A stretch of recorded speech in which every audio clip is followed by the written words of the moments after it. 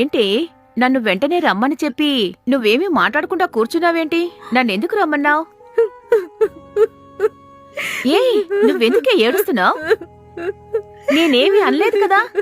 నన్ను పిలిచి నువ్వేమి చెప్పకుండా ఉన్నావేమని అన్నాను. నేనేమి తప్పుగా అనలేదు కదా. నేను మోసపోయానే. ఏయ్, ఏమైందే? నాకు తెలిసిన ఒక వ్యక్తి ప్రభుత్వం ఉద్యోగం ఇప్పిస్తానని చెప్పాడు. నెలకి 50,000 జీతం వస్తుందని కూడా చెప్పాడు. ఆగు, ముందేంటో చెప్పి ఆ తర్వాత ఏడు, లేదా ముందు ఏడ్చేసేయి తర్వాత చెప్పు.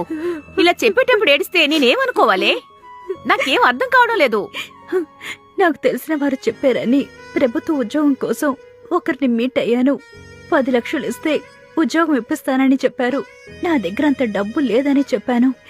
అయితే అతనితో కాసేపు గడిపితే ఉద్యోగం ఇప్పిస్తానని చెప్పాడు. నేను వాడిని నమ్మి వాడితో ఉండడానికి అంగీకరించాను. ఏ ఏంటే, ఒక్క ఉద్యోగం కోసం వాడితో ఉండడానికి నువ్వు నిర్ణయించుకున్నావా? అదే నేను చేసిన పెద్ద తప్పు. సరేనే, ఇప్పుడు నువ్వేం చేయాలనుకుంటున్నావు? నాకేం చేయాలో అర్థం కావడం లేదు. సరే సరే, నువ్వేం బాధపడకు. వాడికి రాజకీయంగా మంచి పలుకుబడుంది. వాడికి సహాయంగా పోలీసులు కూడా ఉన్నారు. వాడి మీద పోలీస్ కేసు పెట్టడానికి కూడా కుదరదు.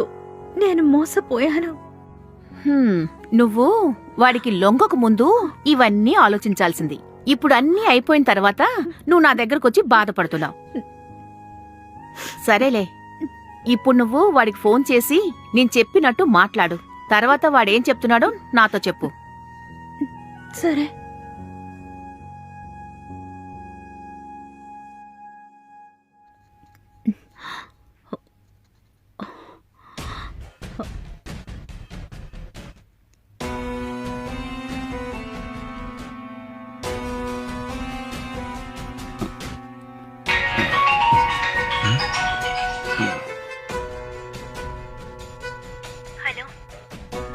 రేఖ, చెప్పు రేఖ. నువ్వు ఎప్పటికైనా కాల్ చేస్తావని నాకు తెలుసు. నీకు అపాయింట్మెంట్ ఆర్డర్ కావాలి కదా, నా దగ్గర రెడీగా ఉంది. మరి మా ఇంటికి ఒకసారి వచ్చి వెళ్తావా?